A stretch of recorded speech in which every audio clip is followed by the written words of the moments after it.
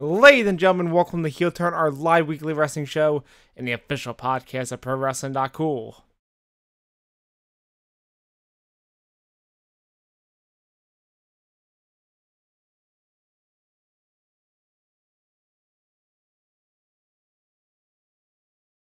Yep, Hulk Hogan 2020. We are here to talk about... Nope. We're here to talk about this past week in the WWE, which means we're going to talk about Raw, we're going to talk about SmackDown Live, NXT, and of course, we're on the road to Clash of Champions, because Raw does not get a December pay-per-view.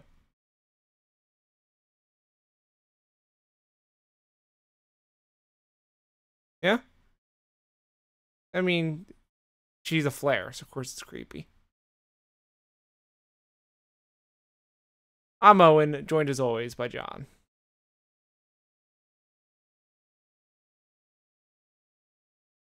It's not just cool, it's not cool.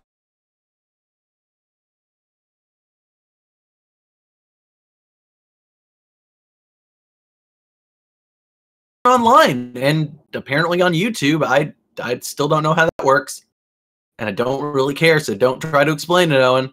I know you were about to. Yeah, well, we're monitoring our chats there and our Twitter at the Heel Turn. So send us your questions and your comments, and we'll get to them as we deem fit. And of course, if you check us out live, get to see us on video. Isn't that neato? So fun. I'm still getting used to this weird webcam and feeling like I have to play for it and everything like that. I mean, it's only for the live audience. We don't. I mean, YouTube archives it, I guess. So that's just Twitch. I mean, the Twitch archives go away eventually. You go away eventually. We all do, John. Also, heads up, if you're watching the video version, everyone missed all the terrible political jokes you made at the beginning of the show because the audio was not working. Oh, well, okay. So yay, we're not gonna get kicked off of YouTube. I mean, hey, it's fine. You know, we're not. I wasn't talking about fucking how everybody is a sexual deviant. I mean, everyone is. I've told you this many times, John. Everyone. I know it won't matter. I know that when it happens, they won't do anything about it, and no one will care, and it will just get swept under the rug. But when does someone call out like a prominent WWE person in all of this? You mean Vince McMahon? Any of them. Vince. Never. Done. Because wrestling is carny bullshit. It's like it's out in the open, all the the sexual bullshit that goes on with the McMahons and wrestlers, and no one does anything. It's carny bullshit. You'd like to hope that in this era that we're in, something would happen. All right, well. All I ask you, John, is make sure that I don't have to fire you.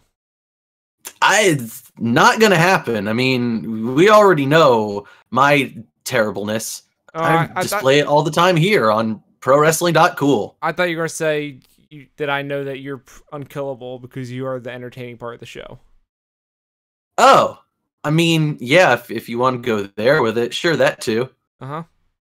I guess. I don't know. I was going to be John, more did you humble listen about to the it, episode where I talked for an hour by myself? It was very dry and not funny. That's why you need to play off of a soundboard. Not that I know from experience. I mean, I have a soundboard right here with me now that I'm talking to.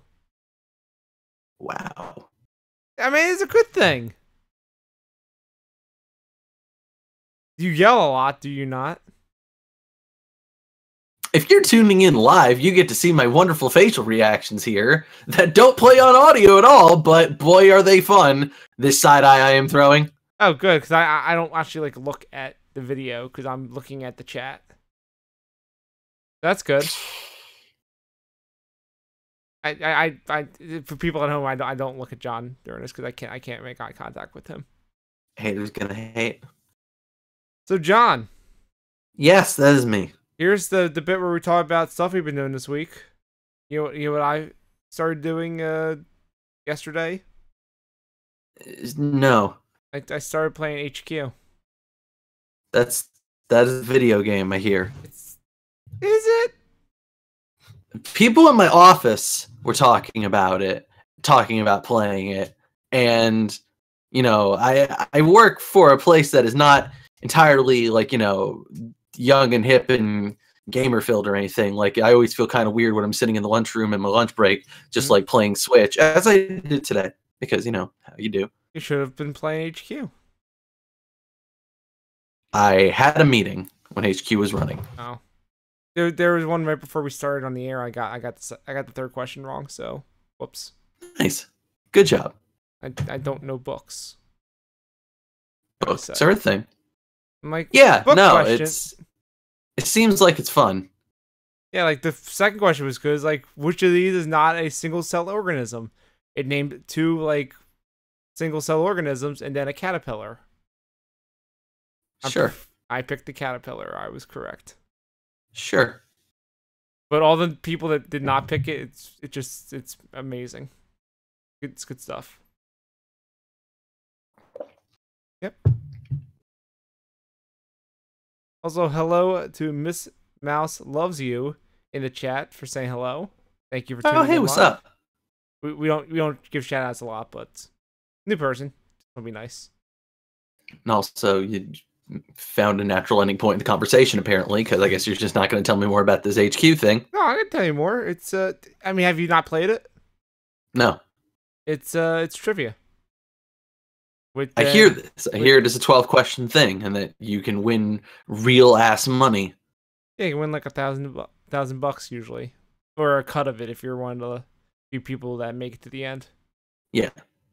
And it's got live video of the host Scott, who talks and makes jokes, and it's fun. Apparently, there are other people though. There's Scott's boy. Fuck everyone else.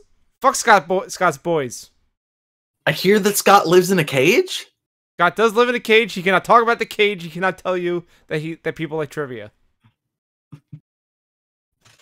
Don't talk about the salad.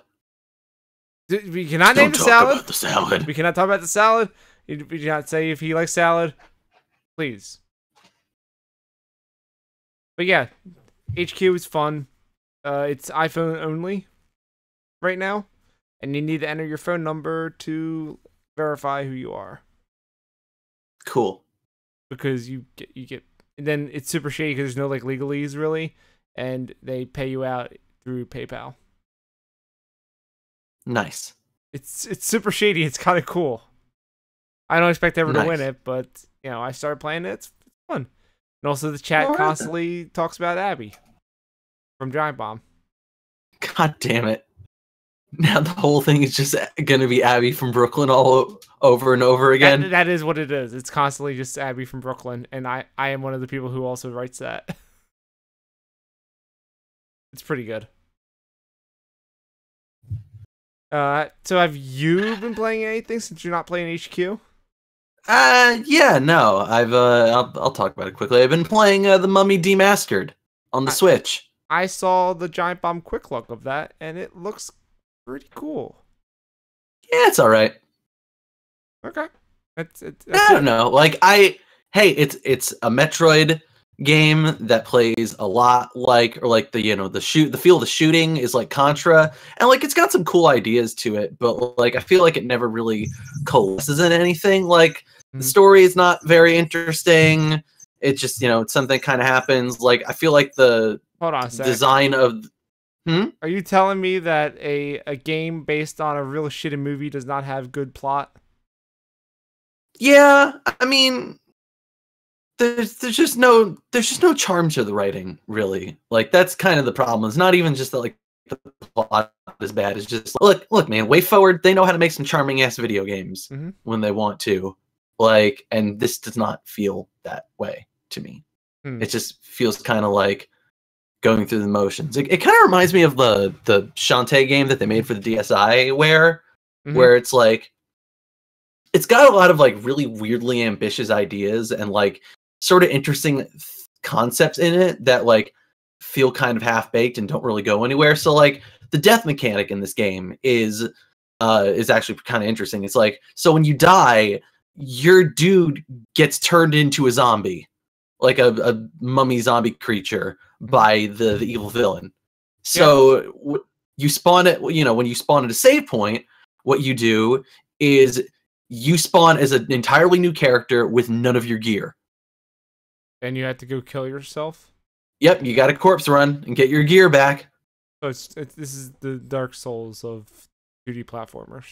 Yeah, a little bit. I mean, it never goes away. Like, it's always going to be there for you to get it again. But that's cool. It's got like some kind of interesting ideas. They don't really do anything with it. And honestly, in the way it's implemented, it kind of sucks a little bit because it just kind of dissuades you from exploring and finding things. And like, the collectibles are all just like kind of simple stuff. Like you get a whole bunch of different weapons that like you can halo it and carry like 2 special weapons at a time and like a special grenade, of which you get 3. But like there's kind of no real reason, the grenades kind of upgrade in their trajectory, so it's like you kind of never want to have the old grenades whenever you get the new one.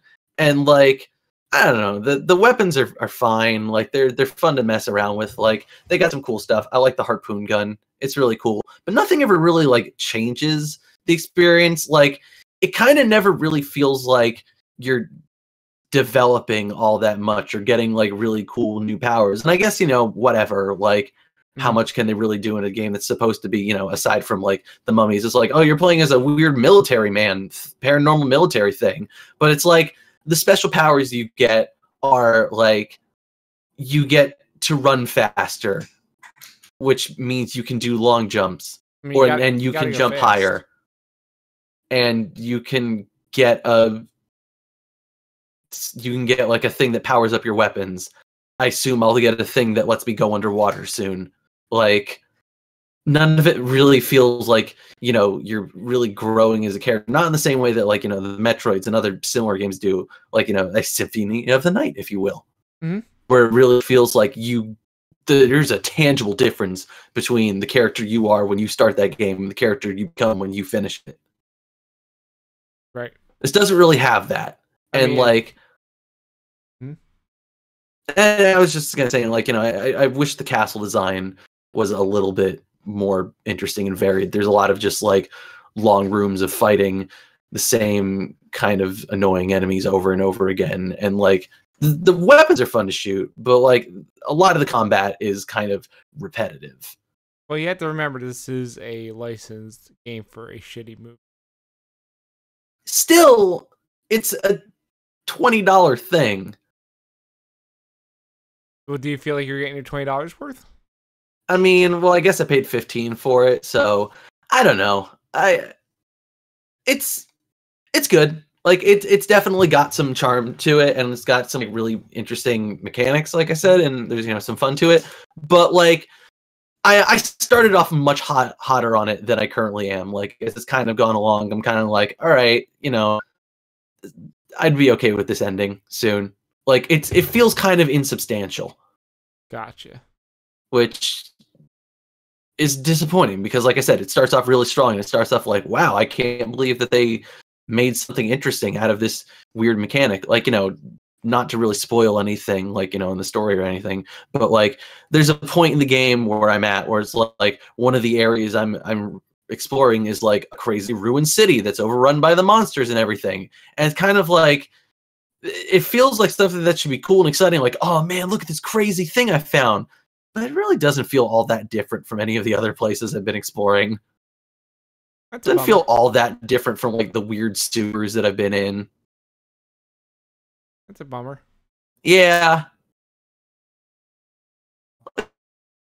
Well, it's a perfectly good Metroid clone, but it feels very lacking in ambition, despite the fact that it has some really interesting ideas to it. And the core shooting is very good, even if a lot of the enemies aren't that fun to fight. Gotcha. So, John, would you recommend the game? I wouldn't pay $20 for it, but yeah, if you really want to play a Metroid game and you can't play Samus Return, which I currently don't have a working 3DS, So, or I do, but it's in a box somewhere, so whatever.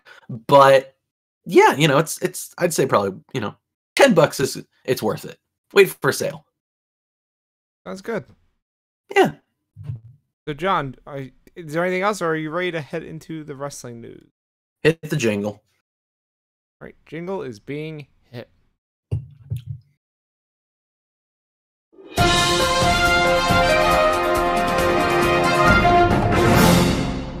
Hey, John. Yes. You watched NXT TakeOver WarGames?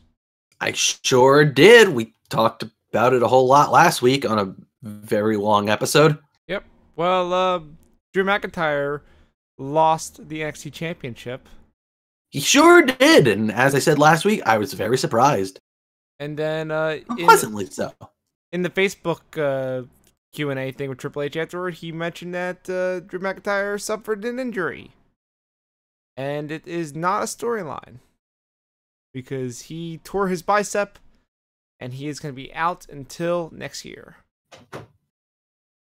That's no good. So that's a shame for him. That means he will not be at NXT TakeOver Yappa Pie Indian Strap match, or whatever they're calling the one in Philadelphia. Don't call it that. What? No. The Yappa Pie. No. This is the second time that we've referenced that terrible man today on this episode. We don't need to reference him more. I'm not referencing him. I'm referencing the strap. Brother, dude, Jack. It's his idea. It was his concept. No, and that's why it was the worst. The Indians came up with it. He just borrowed it from them. Come on, man. Yappa Pie. But yeah, I have no idea what that. I thought that really racist thing in one of Jericho's autobiographies was bad. No, I don't even want to hear it. It's an idea for a match he had that was really bad and fucking problematic as shit. And he literally puts a parenthetical in it. I honestly can't tell you what it is. I just remembered my weird visceral reaction to him describing this dumb idea he had when he was a teenager, coming up with backyard wrestling shit and putting in parentheses like, I still think this is a great idea. You reading this, Vince? Like, no. Was he channeling his inner Roddy Piper for that? Yeah. Really? Kinda. Really? So yeah. Hold on. I'm gonna say it anyway for people at home who don't understand what I'm referencing. It involves blackface. I don't know if it was gonna be him doing blackface, but it was definitely like something in that match. The match was very much on like racial terms and kind of played that up. No, I don't. It seemed like some weird fucking carny ass fucking Jim Cornette booking fucking New Jack in the early 90s shit. I don't want to go further down this hole. This sounds real bad. Yep. Smoky Mountain, y'all. Nope. Smoke him if you got him. No. All right, fine, fair enough. But yeah, Drew McIntyre is out, so he will probably not be at the next TakeOver. All right, that's what we were talking about. Yeah, I'm getting us back on track, John. He's gonna be out for like 6 months. They say at least. Yeah, and he has an injury, as I understand it, very similar to what former NXT Tag Team Champion Scott Dawson is currently facing. Oh shit! Don't remind me of him. It makes me sad that he's not around. Rest in peace. Hey, man. However sad you are, just remember, Dash Wilder is even sadder. No, I don't need to see the video again of him trying to clink the air. Please. Oh, yeah, okay. Yeah, but for people who are interested, the planned finish for the match at TakeOver was still for Andrade to win because Drew McIntyre was closing in on being promoted up to the main roster. But, that was fast. I mean, he's a former Intercontinental Champion. Yeah, true. He didn't need to be there long. He didn't, but it seemed like he actually wanted to be there. Although I guess that was just, Everybody says that they actually good wanted to writing. get the WWE paycheck. Yeah, true. But yeah, so hopefully, hoping a speedy recovery for him. Just I'd rather not watch him wrestle at the takeover that I'm going to. You Speaking of, could have just cut it off, and I'd rather not watch him wrestle. I mean, I'd rather. It's even worse when you're in person. But speaking of that, John, they had the tickets for NXT Takeover Philadelphia go on sale this Friday. They sure do. But on Cyber Monday, they had a little unannounced pre-sale for them. Oh, wow. And I got in on there and I said, "What do you got?" And they said, "Hey, do you want to be in the front row across from the camera?" I'm like, "Yeah, that's the ideal situation." So I bought tickets. Well, all right then. So I confirmed I will be at there. And what's awesome though is that you and I have gone to 2 takeovers together. Right? Yes. The 2 Brooklyn ones, 1 and 2. Mm-hmm. What did we not get at those shows? Ringside seats. We didn't get to take the ringside seat home. Oh, that's what you meant. Yeah. That is also a thing that we didn't get. So now they're making chairs for takeovers? Yep. The thing says I get to take my chair. All right. So there you go. I get for Rumble weekend, I get double the chairs. That's exciting. Just remember, card subject to change on that one. No, because at the last few takeovers, if you look at the front few rows, you see the chairs are the ones with sub-printed on them. So I haven't been paying attention to the chairs. I've been too busy watching things like, I don't know, the wrestling. Yeah, I mean, as someone who was planning to go to a takeover, I wanted to keep an eye on that. You never know. But yeah, that's exciting. I'll be at takeover. I'm curious what the actual name of it will be since they keep promoting it, which they did tonight on NXT, with just the generic logo. Not even putting Philadelphia on it. So clearly that's going to change.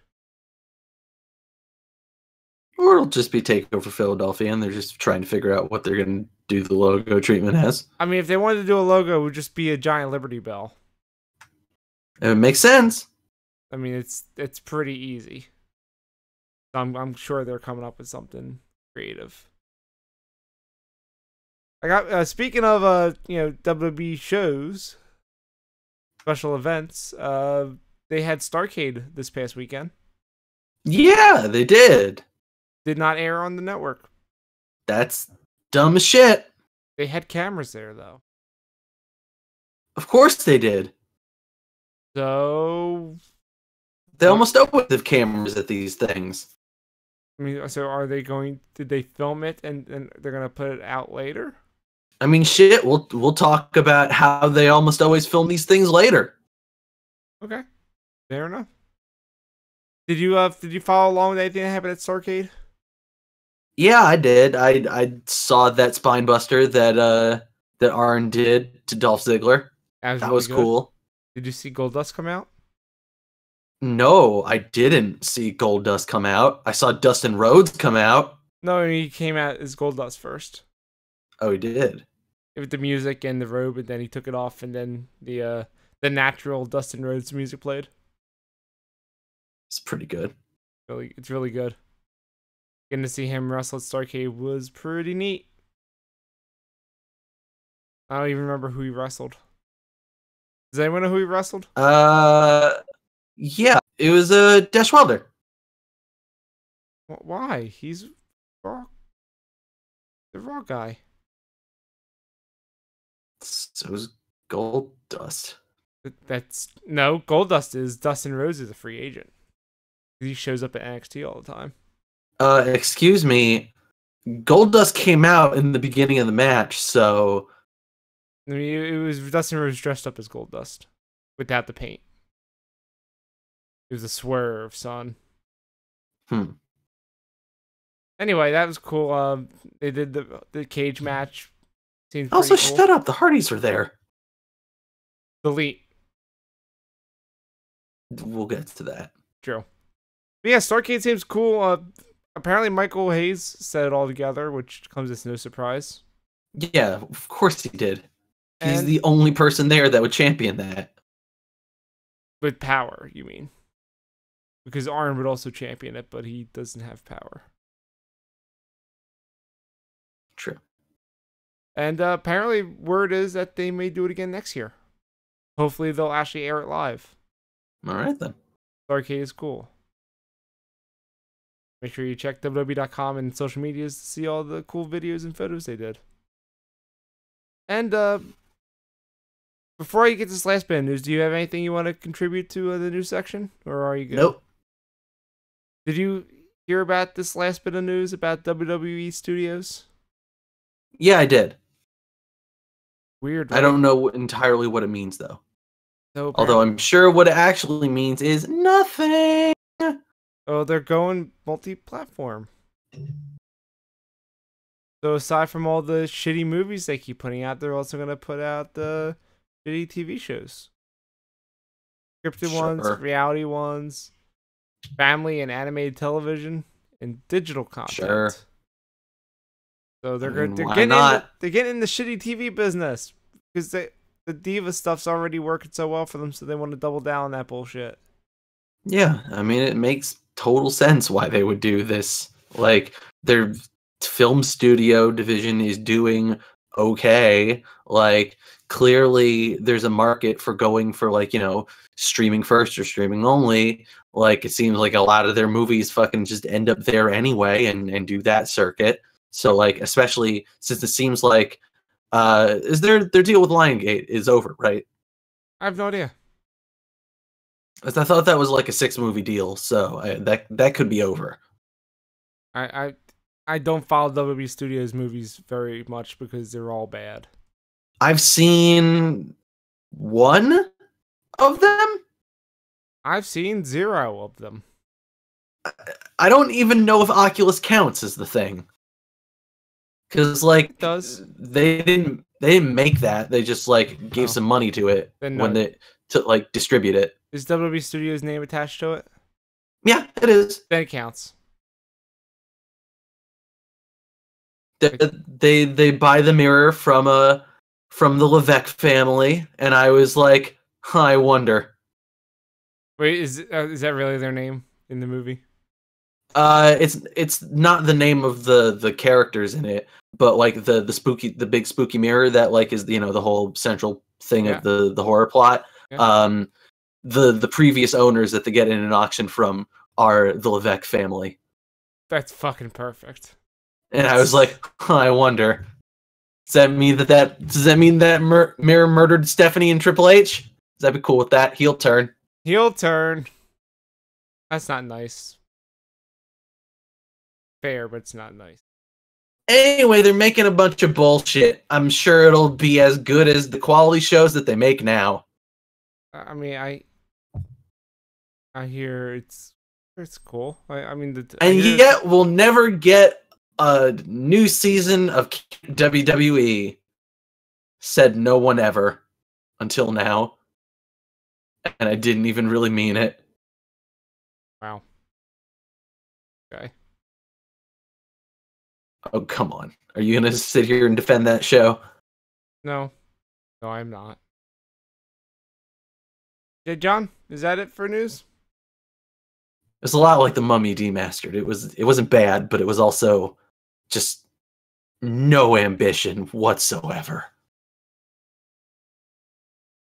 Yeah, that's it for news. So you know what that means? We get to talk. Welcome to my wonderful disappointment. Welcome to Monday Night Raw, the show that I did not watch this week.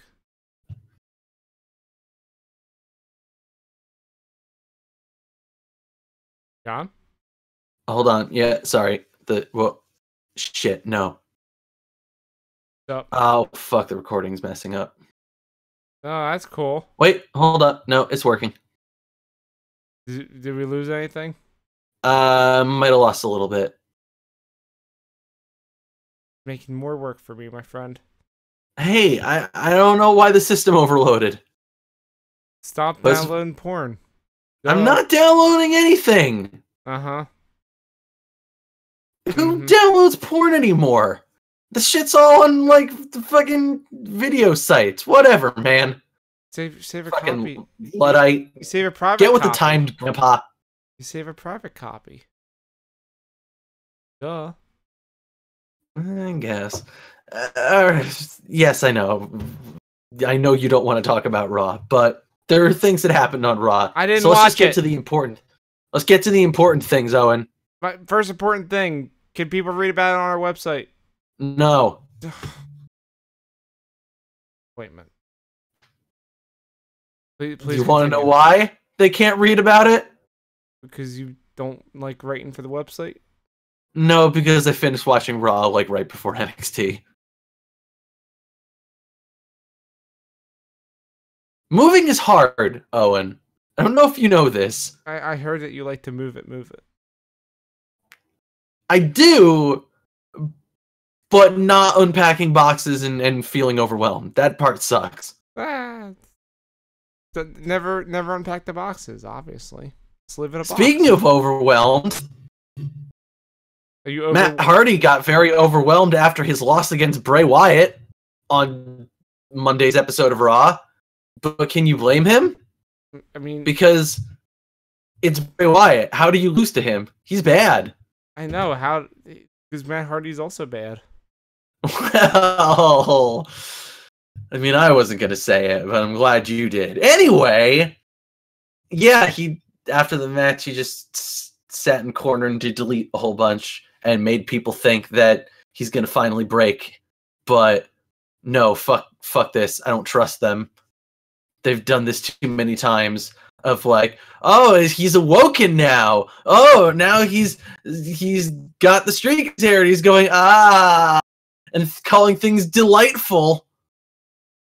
No, I don't trust it. Hey, John. So you don't think they're not going to break him? You don't think they're going to break him? I would like to believe it. You know, we had this conversation earlier in the week where I postulated to you that maybe they're finally doing it because Anthem is so fucking weak and like dying that like they can't afford legal fees anymore, so they can just fucking do it. And then, John, I go one step further and I get a response from Anthem about it. Oh, would you like to hear what I've gotten from Anthem? Okay. We have seen the character's development and will be interested to see where they take the concept. Our new talent agreements all incorporate language that allow talent to continue to use their Impact persona after they leave the company. We are working with our legal team to amend our existing agreements to extend this to all of our current and former talent. Huh. So, what does that sound like it means to you? Sounds like they settled with the Hardys. Delightful! All right, so I guess this is happening. They're gonna break him for real, and then Jeff's gonna come back, and they're gonna do the final deletion. Here's my concern. Maybe too little too late. I mean, again, maybe this is the thing that the Hardys need, is like to be able to break again, and maybe that'll make them fun and like change everything. But I mean, and this Hardy Boys, you know, Team Extreme reunion bullshit that they've done over the past, like, I don't even know how long it's been, 7 months at this point? Yeah. Close to 8, I guess. Like, most of the year. This is just turning me off of the Hardys entirely. This ruined like every single bit of goodwill that like last year built up for them for me. Hey, John. I mean, Jesus, I tried to get the final deletion fucking made match of the year. Mm-hmm. I got really close. Hey, John. Have you considered that maybe instead of just having them like in the middle of the storyline appear in the company, maybe they should just redo the storyline from the beginning, including the part where people got tired of the Hardys to the point where they broke and then they got good again? Yeah, but Do you really trust WWE to do that? No, I don't trust WWE, but I trust Matt. Do you really think they're going to give Matt like all the control over his character and this storyline that, say, for example, the former Team of Impact did? I think Triple H is. I think Triple H understands what's best for business. I'd like to believe that Triple H understands what's best for business too, aside from, you know, everything that we saw at Survivor Series that would suggest otherwise. Can we ignore that? That didn't never happen. And also, I mean, the bigger problem here is what Triple H thinks is best for business still kind of doesn't really matter on this show. Because it all comes down to one person who likes to control everything. But maybe this will be the thing that they let Triple H do. Because look how good that NXT is doing. Just try to be optimistic, John. We're so pessimistic about wrestling all the time. Let's just deservedly so. I'm trying to. It's bad. Let's see what they do before we cast stones at it.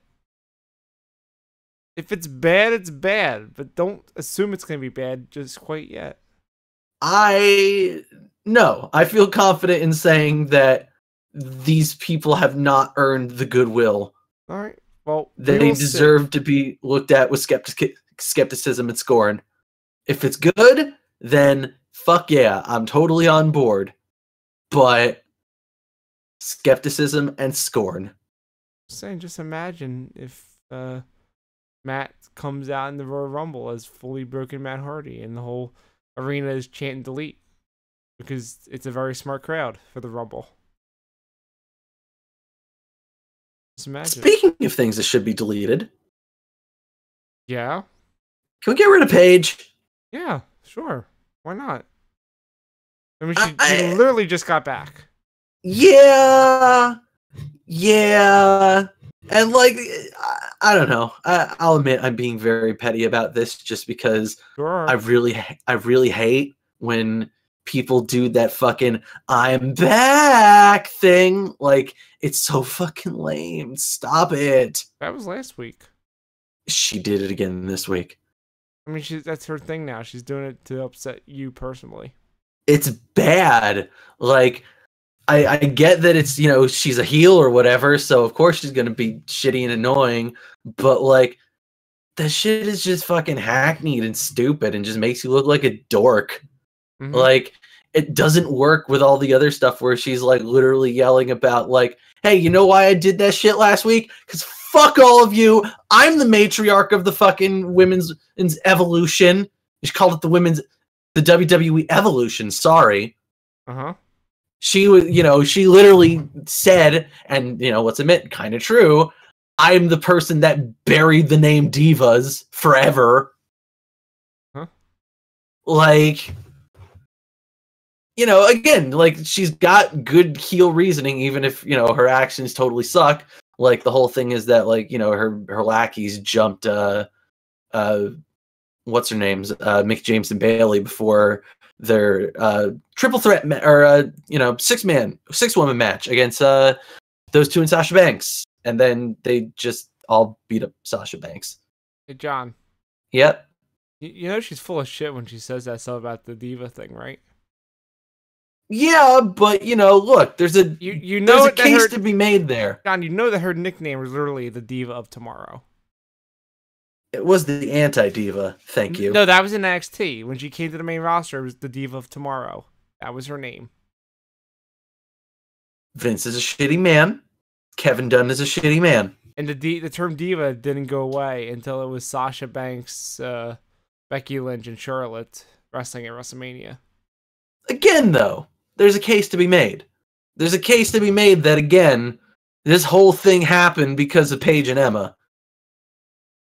No, it's all Emma. Fuck Paige. Emma forever. That's mean. Am I wrong? No. Yes, you are. No. Paige was really good. Was. Yeah. Jury's out on what she is now. Like, you know, again, just it's not even really her fault in a lot of ways. Just circumstances of being close to Alberto Del Rio. The cocaine literally flying off of her. C. God damn it. C. C. Heel turn.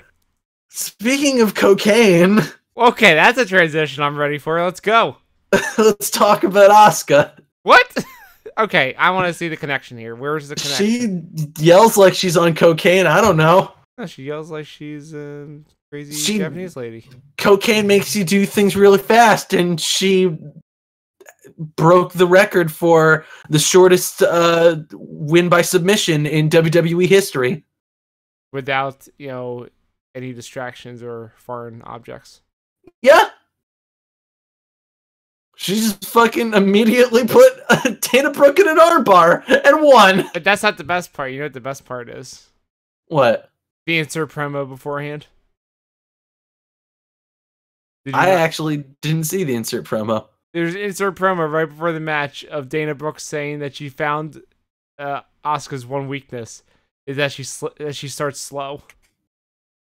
And then it cuts right to the match. The bell rings and then she gets tapped out immediately. It's the best. As you do. It's just such a good use of an insert promo there. This is being completely wrong. Yeah, pretty much. It's great. Dana Brooke's actually pretty good. Is she? I mean, you know where she's going next, right? On the future endeavors list? No, she's signing up with Titus Worldwide. Oh, so the future endeavors list. Okay. How dare you? Titus O'Neil is good. Titus O'Neil is good. That's not what this week's episode of Raw seemed to indicate. But what you do against Samoa Joe? I guess get chumped out. Yeah, exactly. It's not his fault that any human being gets punked out by Samoa Joe. He's Samoan.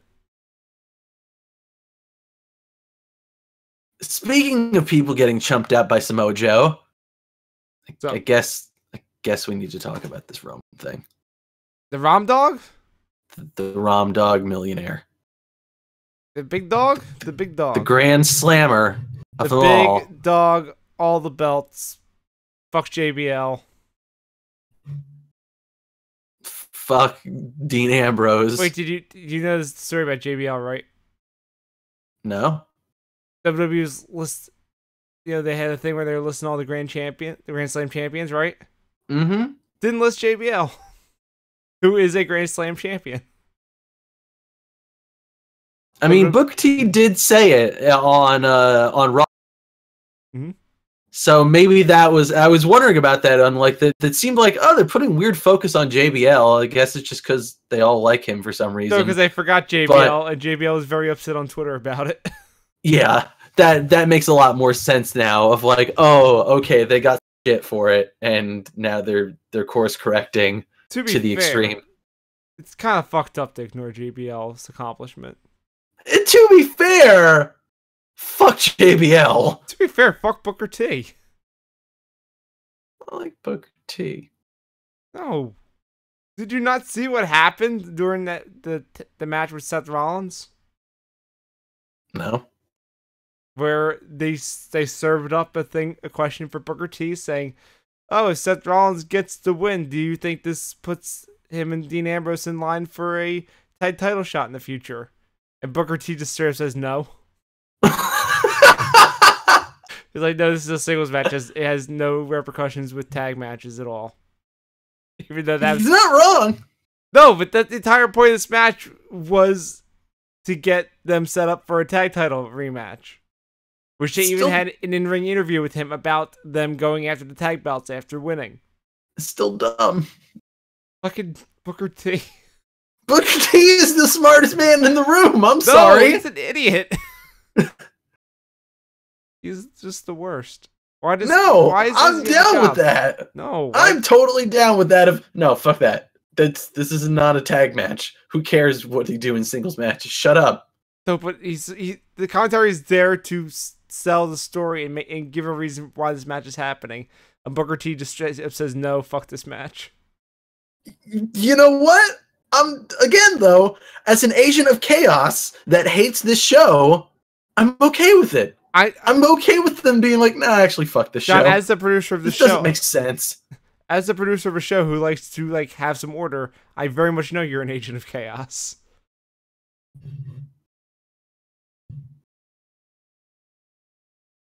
I like Elias.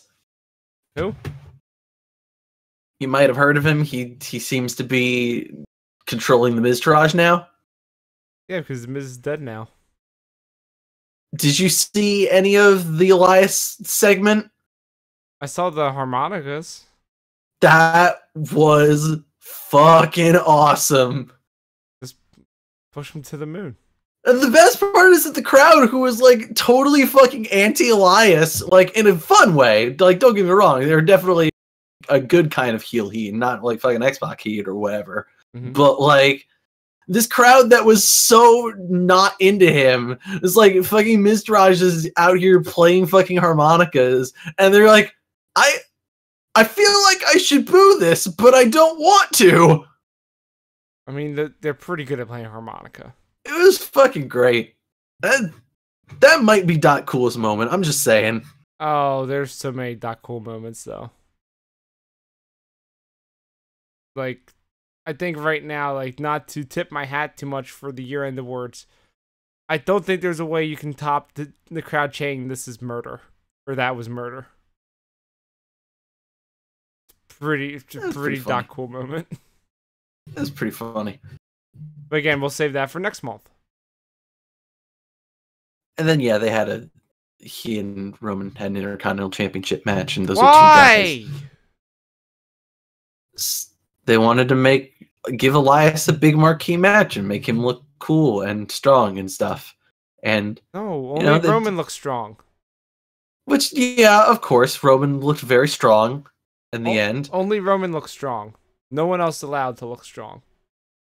They did an okay job of making Elias look like a credible threat. I mean, I think the problem is more just that, like, these are both wrestlers that are kind of vanilla and don't really take a lot of, risks with their stuff. They're mostly characters, and the wrestling is fine. They're, competent and, like, perfectly talented, but, like, nothing about them is really super exciting. Is Roman a character?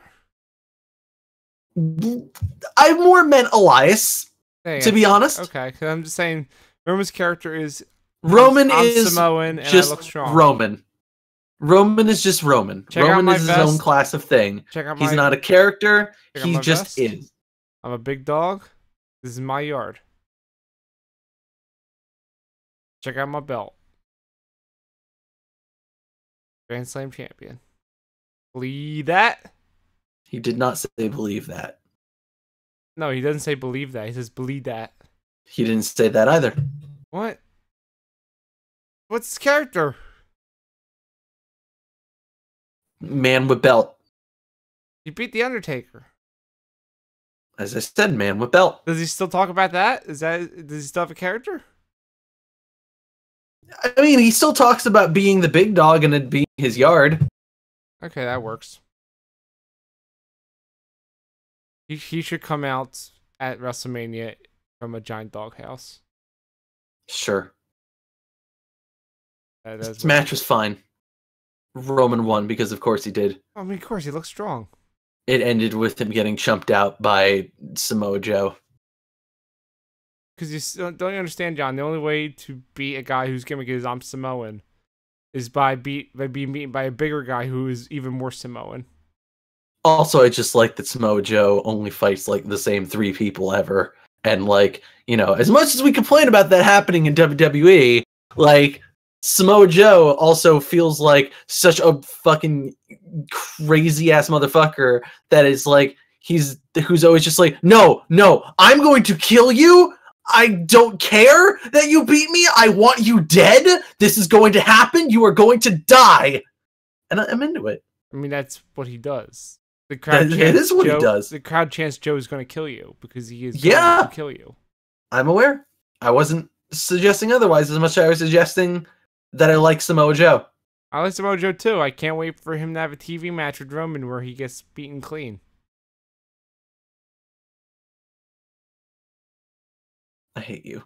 I I hate mean, you for saying that. John, they don't have a pay-per-view next month. It's gonna happen. Shut up. What if they save it up for Christmas and they have a Miracle on 34th Street fight? Nope. Mojo dressed up as Santa. Let's go. Nope. Nope. Mm-hmm. Nope. Don't want it. Nope. They get to open presents and beat each other with them. It's so much fun. Such a good use of Mojo. Come on. Speaking of such a good use of things, let's fucking What? look. I've already said it many times, but I guess I have to say it one more time. I'm really not into this Kane shit. Oh, but you have to realize, John, that they were where he is going to become the mayor. That's where Raw was this week. Yeah, I'm aware. Crowd chanting for mayor. That's why they were very much into Roman Reigns. What? Why were they in the Roman Reigns? Because they're a bad crowd! Wow. Just dunking on Kane's constituents. I can't believe you. Yeah, okay, sure. I am dunking on Tennessee. Fight me. I mean, Tennessee's fine, I guess. But John, I don't think you're. I've been there. I don't think you're seeing the bigger picture of the Kane shit that happened. So you tell me what happened and what you think of it. Kane had a match against Jason Jordan. Fuck Jason Jordan. Kane won. Fuck Jason Jordan. Yeah, fair. Again, I don't know where the fuck this Jason Jordan shit is going, though. The hell, where it belongs. Oh, so with Kane. Yeah, he's going to. Wait, is Jason Jordan going to turn to Kane? Yes, he's gonna give the gimmick off to him, just like Roman Reigns got the Undertaker's powers. I don't like this. You don't have to like Finn Balor comes out to be like, hey, remember when you beat me that time? That sucked. Let's fight again. You're gonna beat up Jason Jordan. That's dumb. Okay, sure. Finn's got nothing else happening. Finn wins. Well, yeah. Because Kane beats him with a steel chair. As you do. And then Braun comes out and beats him with a steel chair. Uh-huh, and? That's it. Are you not seeing the bigger picture? The part where he smashes the chair into his windpipe like Kane did to Braun. No, but did you see Kane's reaction to it? Where he was like really fucked up by it? Yeah. Do you not know what this opens the door for? No. Talk box. Kane gets the talk box back. He gets a weird robot voice back. Let's go. That was a thing? You don't remember the original Kane? Or he had a voice box because he didn't talk? Not really. Yeah, he used to hold it up to his throat and he would like talk like a robot. It was awesome. Huh. That was the original Kane. And now they might do it again. And it'd be really funny. Huh. Hmm? It's a bizarre throwback. It'd be really cool if they did it. I'm not into this Kane thing. Like, I get it. He and Braun will have a perfectly serviceable match. And then I guess maybe Kane will fight the Rom Dog or something. You hate fun. No, I just don't think they've done a good job justifying Kane being this monster guy again. You have the voice box and he's gonna be scary. Ooh, spooky. And then he's gonna become the mayor. And as you know, politicians are the biggest monsters of them all. Yeah, they sure are. So yeah, that was Raw. I give it 3 hours out of my life. Was it really 3 hours or was it an hour and a half because you watched it on Hulu? Well, I mean, guess it was technically an hour and a half because of Hulu, but you So, know what? There you go. It still felt like 3 hours. Oh. Also a little bit longer than that because, of the stuff that Hulu cut that I had to look up. No, man. Hulu cut out the fucking Hardy shit? Of course he did. Why? Fuck Hulu. Delete this show, am I right? No. Because they also put up the full SmackDown on Hulu. Well, yeah, because only 2 hours. SmackDown's a good show. Would you like to hear about it? And folks can read some of my thoughts about it and see some fun GIFs over at our website, ProWrestling.Cool, because I wrote about it. And I put a very good title for that article. Did you see it? No. Well, let me pull it up real fast. It is about last night, WWE SmackDown, Bully 2, Mojo's back, Zach. No. Yes. Do you get the reference? No. Do you actually not get the reference? No, I actually don't. Because Game Informer, when they were messing with their CMS a while ago, they were just putting in random bullshit to check it, and one of them was Bully 2. It was titled Bully 2 Kevin's Back Jack, even though Kevin is not a character in Bully. It accidentally got published onto the website, and all the news sites were circulating, oh no, they leaked the announcement of Bully 2. And they're like, no, because why would it have that title? Kevin's not a person in the original Bully. I don't know what you're talking about. So, I did a parody of it. Because Mojo Rawley is a bully. Because of what happened on SmackDown this week. Because Is he, though? I mean, the Hype Bros... Or did Zack Ryder just have it coming like he always...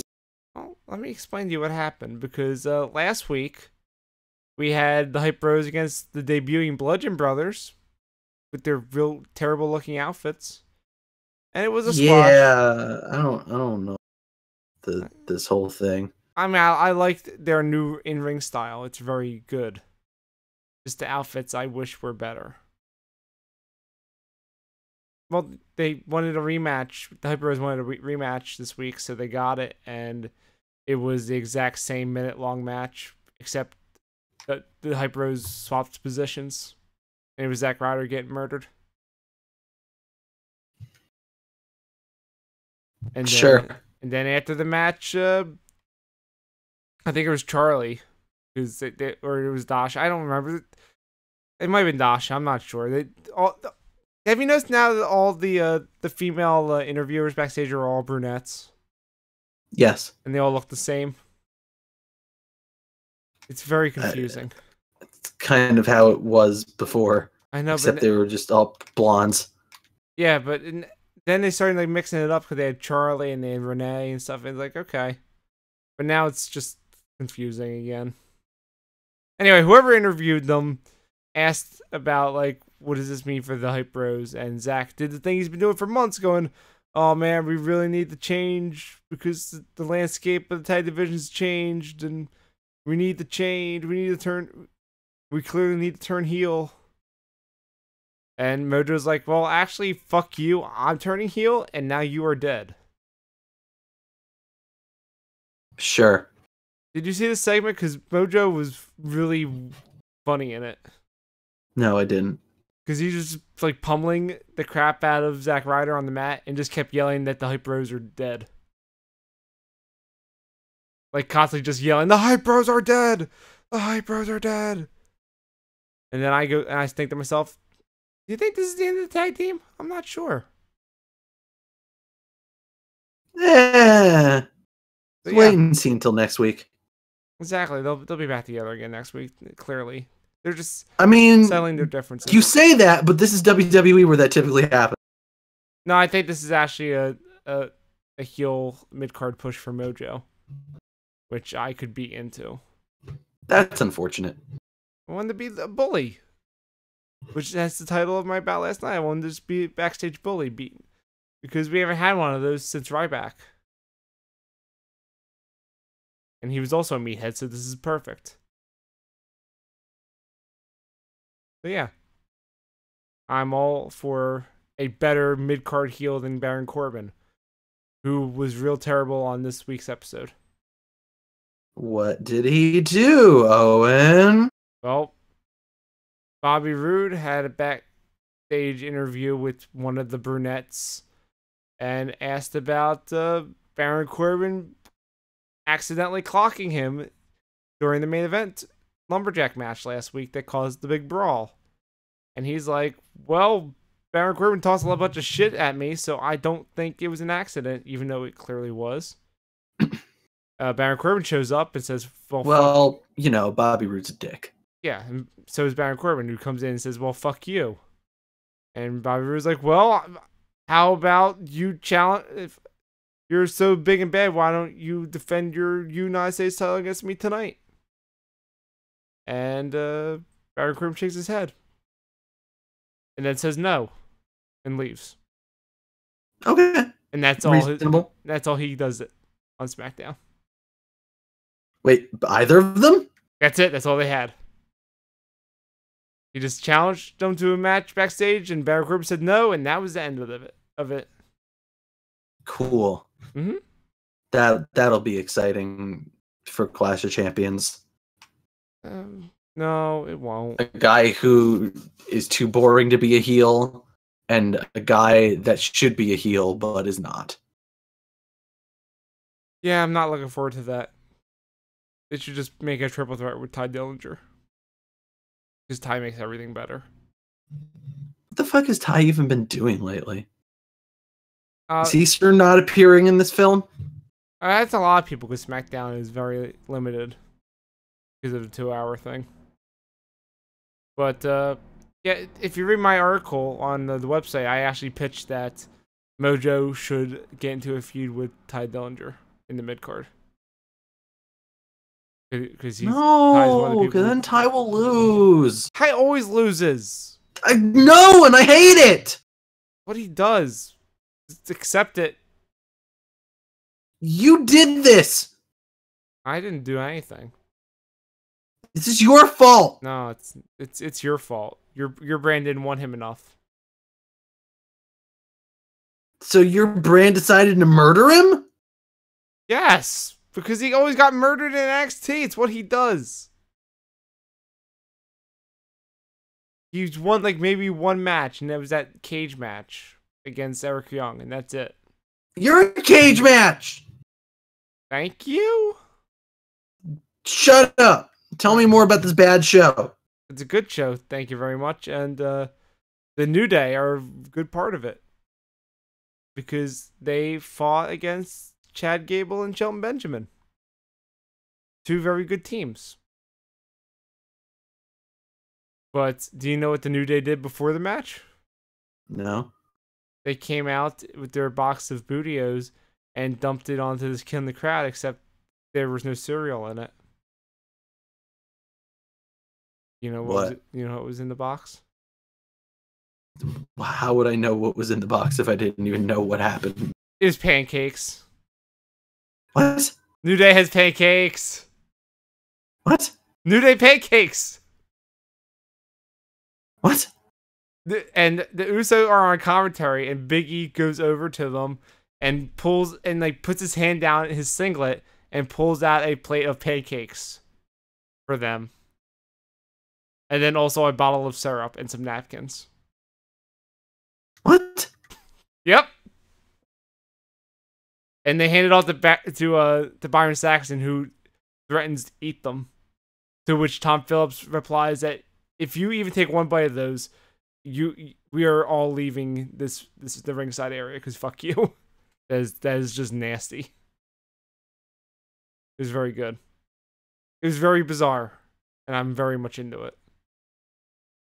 But yeah, the point of this match, which was Xavier Woods and Kofi in it, taking them on, was that Chad Gable's Shelton Benjamin are owed their rematch for the tag titles, so they had to, beat a strong team to, solidify their position in the tag division, right? No.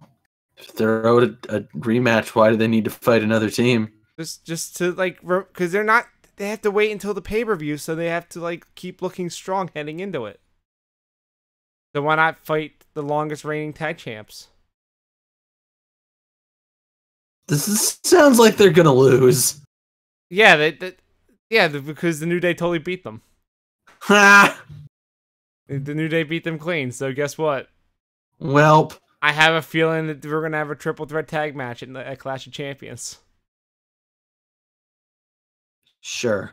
Because I very much like the Usos in the New Day, and I also like Shelton Benjamin and Chad Gable. So this match is gonna be incredible.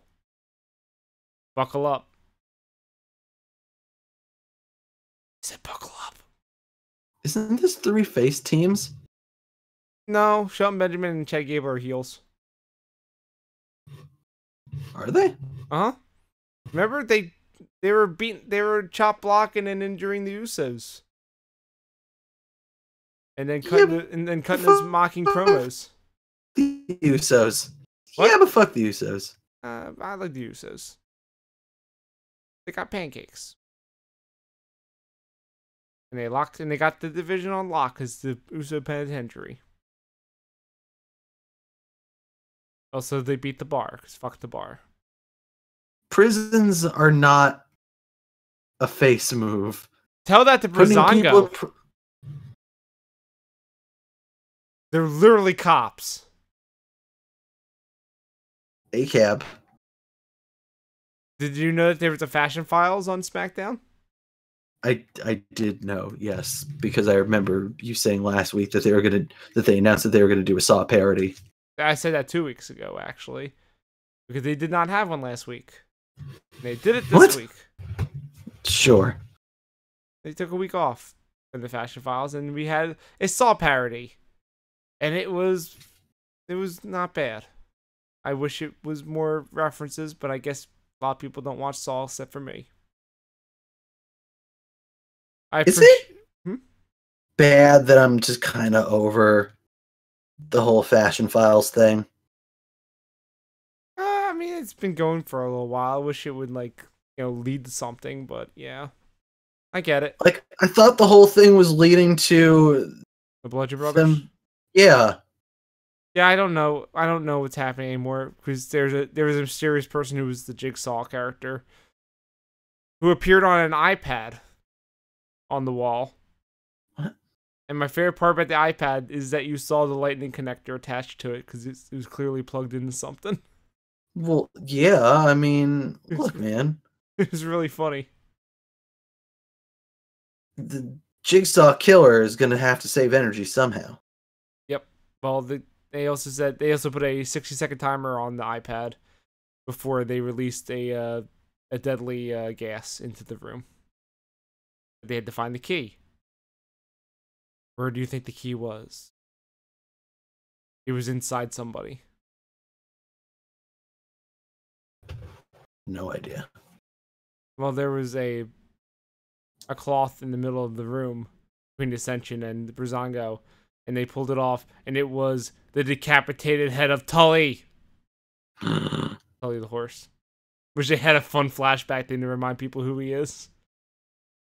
And the Ascension had a great line telling Breezango that they had to beat a dead horse to get the key.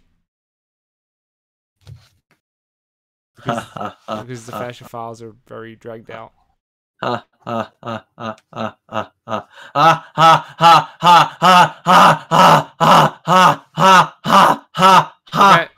Okay, John.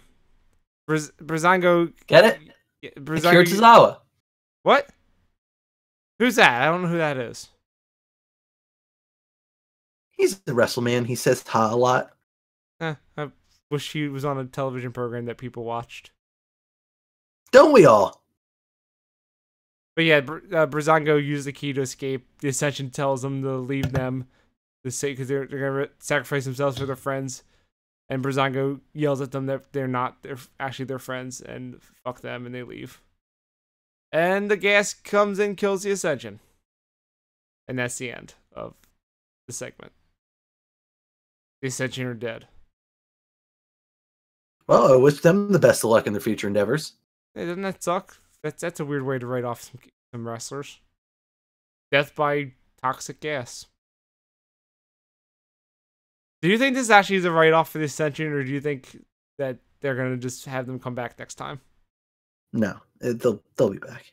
I hope so, because they are really funny in these segments. The toxic gas is just going to be like a fart or something. This is Vince McMahon we're talking about. True. So we had Fandango 1 week talk about how much he loves anal probes. So who knows? Again, Vince McMahon. Fair enough. I got one more thing about SmackDown, and it is... Actually, no. Crap, there's a couple things. I forgot I have these other notes down here. But do they matter? I'll go through them quickly. AJ Styles and the Singh brothers had a handicap match. Nope. Jinder was out there and attacked before the match so that the Singhs actually had a reason to have the heat on them at the beginning of the match. But of course... Oh, trying to hinder. But of course, AJ Styles won. In a really, of course he won. Really cool ending, though. I actually did hear about the ending. The ending sounds pretty neat. He did a Styles Clash off of the middle rope onto the other Singh.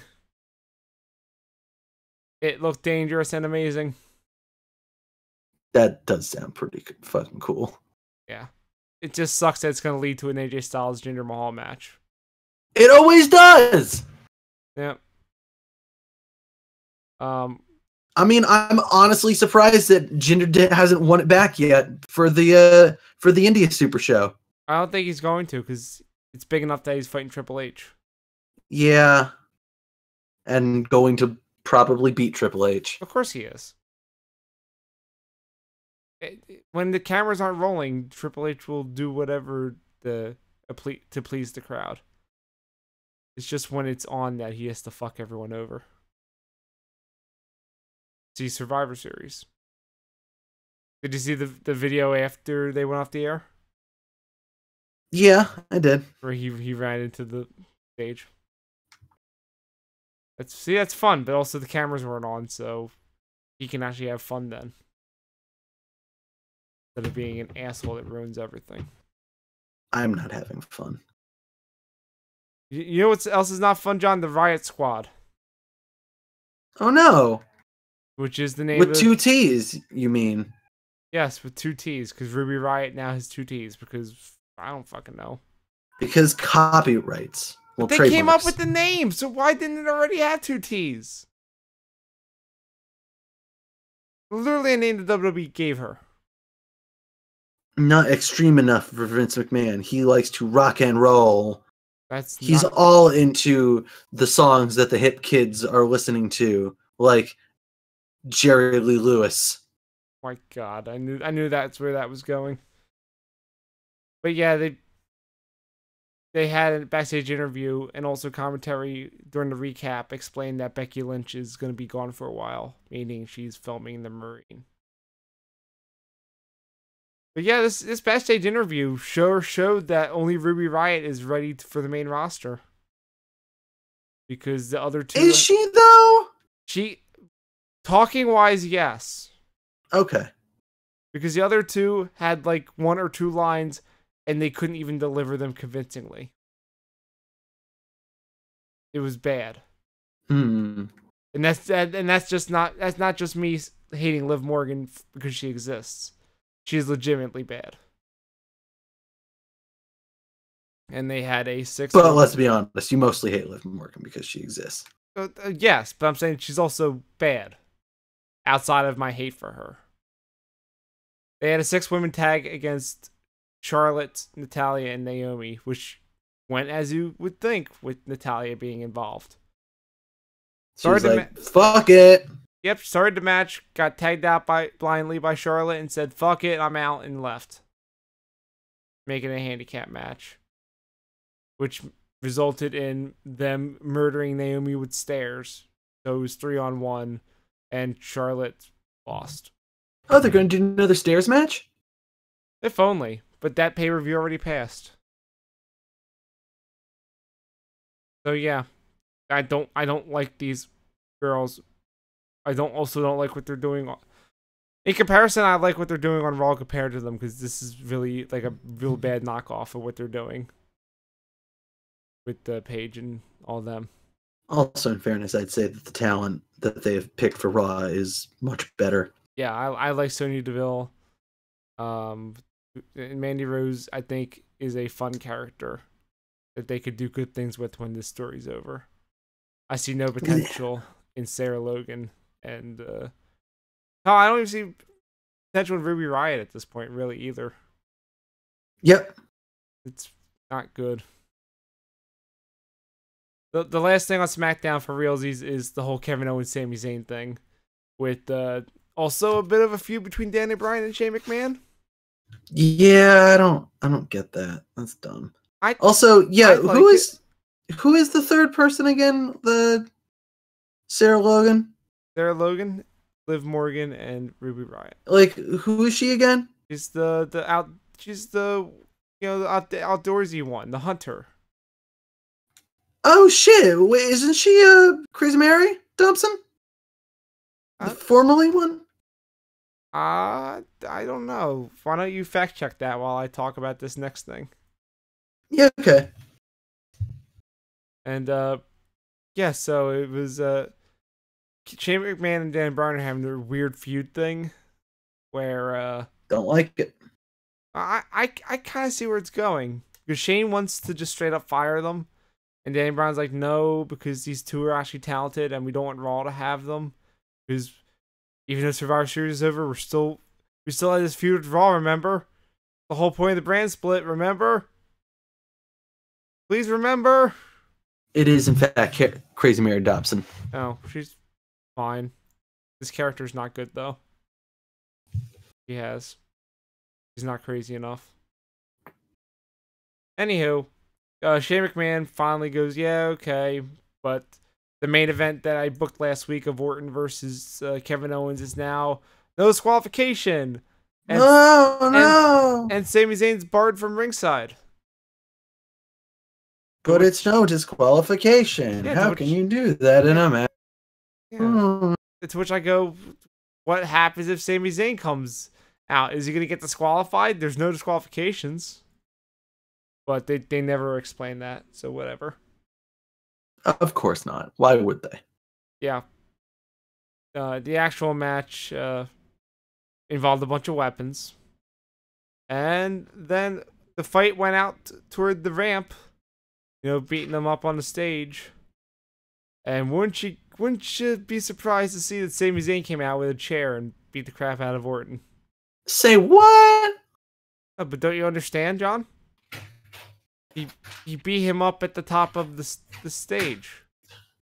That's not ringside. Yeah. No, he totally got away with it. Makes sense. He yelled at the ref. He's like, it's not ringside. This is totally fair. This is all it's Orton's fault. About it. Orton's fault. The fight continued. The trap. The fight continued in the ring. Kevin Owens hit a super kick and then a frog splash and beat Randy Orton relatively clean. Huzzah! So yeah. You know what I think this is leading to, the whole thing between Shane and Danny Bryan? No. I think Danny Bryan's going to turn heel and take full control of SmackDown. Sure. And give Kevin Owens and Sami Zayn all the power that they want. I mean, sure. I mean, he keeps talking about them being like super, like huge assets to the brand, and how talented they are, and like making sure that they don't get fully screwed over, and they keep somehow winning these things that Shane sets up for them. It's as if there's someone in there pulling the strings to make sure that they get away. Someone with power like Danny Bryan. Yeah, I guess so. Also, Danny Bryan was very oddly secretive about the Riot Squad showing up the week before. Like, he was in on it, but he wasn't going to explain what exactly was going on. I think Daniel Bryan's gonna do a hostile takeover, and it's gonna be cool. And that'd be a cool thing to do, set up in January and lead for WrestleMania season. Yeah. I still feel like it all doesn't really matter if D-Bry isn't building towards being allowed to wrestle ever again. Well, Daniel Bryan keeps hinting that he might be able to wrestle soon. So who knows? Yeah, because he might be going to New Japan soon. Well, no, that's like at the end of next year. He's talking about sooner than that. All he has to do is pass a concussion protocol. If he can do that, he can wrestle. So maybe he'll attempt to do that during WrestleMania season. I don't know. I think it'd be cool. Anyway, that's it for SmackDown. I'm really enjoying it. It's a good time.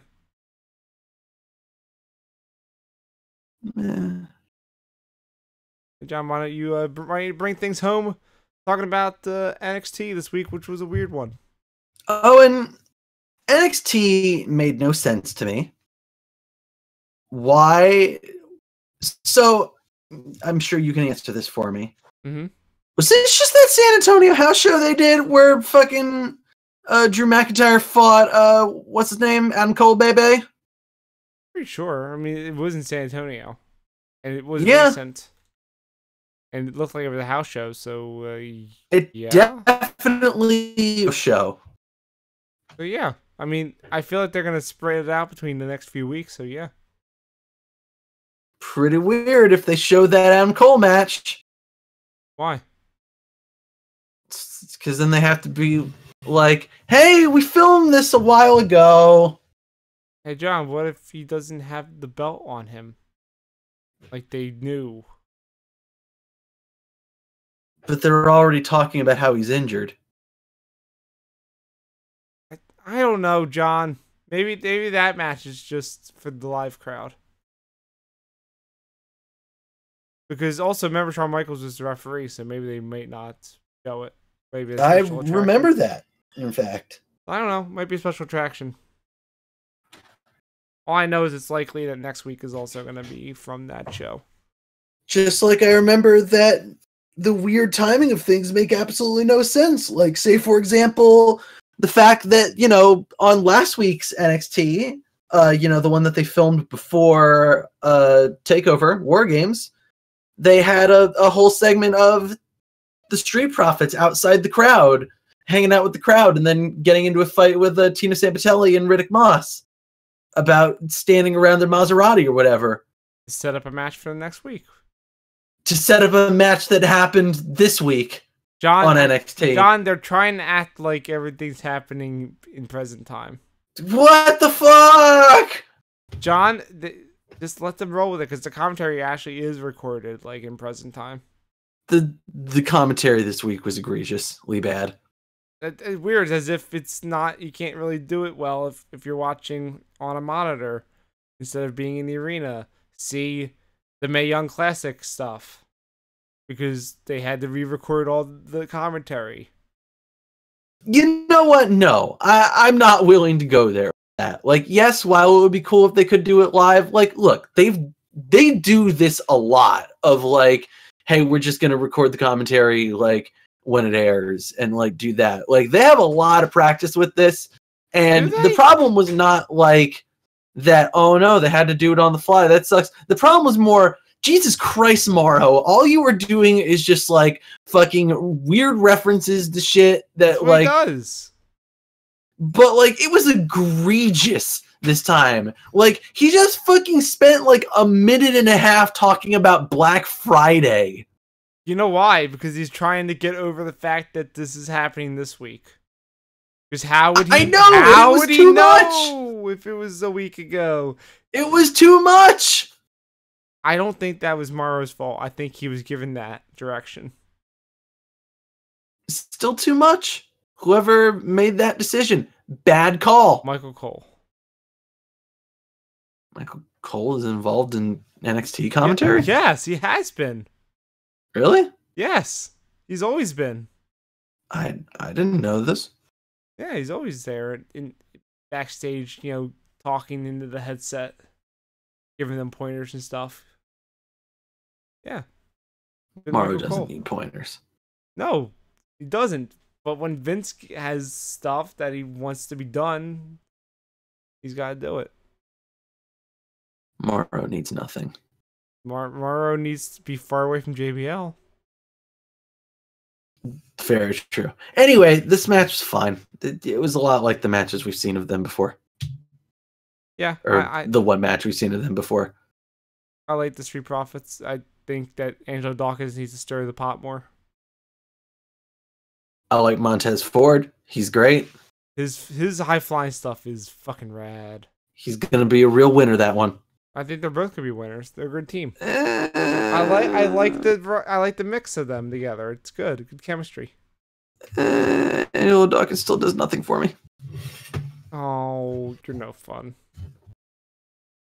Gotta stir the pot more. They did a really cool video package for Lars. His Lars is very cool. I remember that NXT does great video packages. This is a thing that they should do again more. Mm-hmm. It's weird that they have to do this when they have limited footage from this house show. After that, we had a match between Kairi Sane and Peyton Royce. I love. Did you like that joke I made in the notes there, Owen? Let me take a look at it. Hold on, let's see. I think you'll appreciate it. This match is fine. Hey John, I don't think that was a joke. I think you accidentally put that. No, I did that intentionally to piss you off. You fucking asshole. If you want to see the notes, subscribe to our Patreon. Asshole. I liked the Iconic Duo shirts. They were extremely good. They're pretty funny. They're great. I don't understand why you don't love the Iconic Duo as much as I do. They're so good. They're fun. I like them. They're extremely talented and they're great, and their characters are down perfect. They're great. They're the total package. Remember that time that they did that Peyton Royce did the torture rack? No. Fucked up. You should go back and see that. Kairi Sane won. What? I can't believe it. The people I like lose to the overhyped Japanese superstar. I can't believe it. This is a very good match. But yeah, because Peyton Royce is really good. And speaking of really good matches, Hey.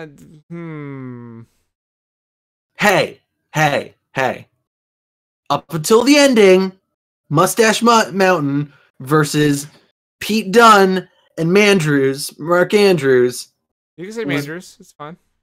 I did say Mandrews, but I want to specify for the crowd at home that this is in fact who Mandrews is. Uh-huh. This was great. It was awesome. Here's the thing, John. I've set up for the show, so I didn't see the ending. The Pete Dunne, Tyler Bate stuff, the bits that they had were I'd say they were even better than a lot of the exchanges that they had in that amazing NXT TakeOver Chicago match. Mm-hmm. They have really built on that with these characters. I thought this was a super fun, exciting match. Oh my god, can we fucking talk about that Frankensteiner powerbomb combo? I didn't see it. Okay.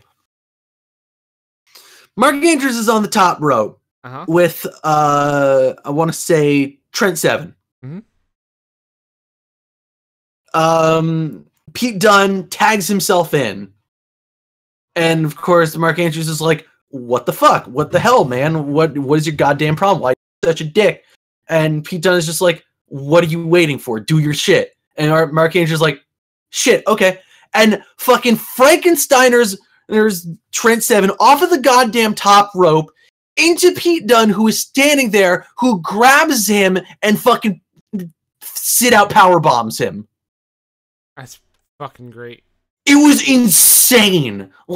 I kind of want to make a category in fucking our best of the year shit for like coolest fucking move, just so that we can make this the winner. You can make it that coolest moment.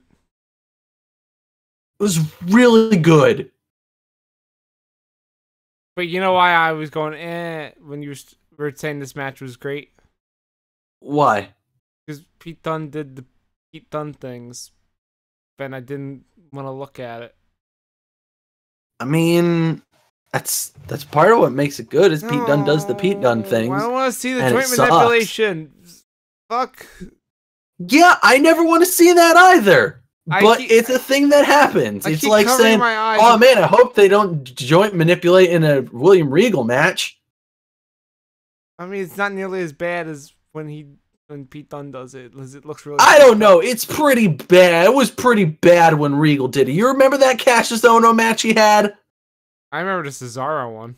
It looked like he fucking broke his goddamn hand. Yeah. But yeah, I don't want to see Pete Dunne do that. I really hope he's not at TakeOver. I don't need to see it. I don't want to. I'm down with it. It sucks that I'm down with it. What sucks that I'm not down with was the ending of this. So what happened? I didn't see it. So they have a whole thing that, they're building in the story. Pete Dunne is kind of a dick and doesn't give a fuck about anyone. And, like, he has this, this team up with Mark Andrews, who is very vocal about the fact that the only reason he's teaming up with Pete Dunne is because if they win, he becomes #1 contender. Yeah, makes sense. Yeah. So, they have this very tenuous relationship at best. Like, they're, constantly, like, tagging themselves in. And, like, because Pete Dunne's being a dick and being like, no, this is fuck you. I don't need you. I'm the best. I'm the bruiserweight. Mm-hmm. And that tension has absolutely nothing to do with the ending of the match whatsoever. Okay. Tower Bait pins Pete Dunne clean. What? Yep. No. Yep. Tower Bait won with the Tower Driver 97 on after I guess Mark Andrews was like thrown out of the ring or something. I don't even remember what happened. But yeah. That sucks. Yeah. Champion got lost clean. Nothing to do with Mark Andrews, anything. Just lost clean. Tower Bait. Oh, great. Which, you know what? Tyler looked great. It was a really fun match. But, I mean, come on. I guess that's leading to them having a title match? I guess, but it's like, why? We already did this.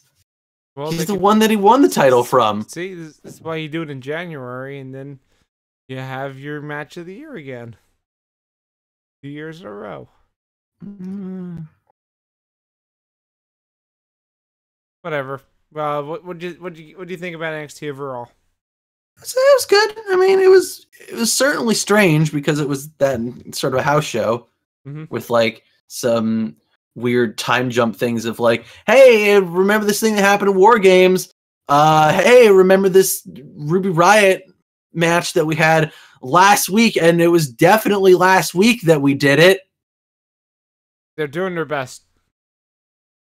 Now we're going to have a no holds barred match between them next week that we totally didn't film before we filmed that match. John, I swear. John, it's the one night of the year that Raw and SmackDown Superstars compete in head-to-head competition.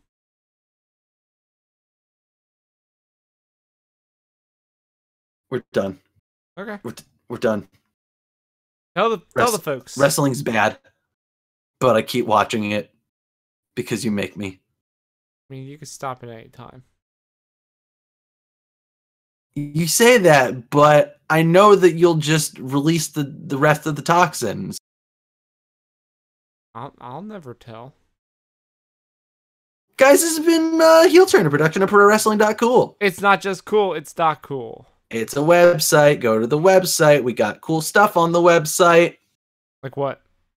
We got your About Last Night for SmackDown.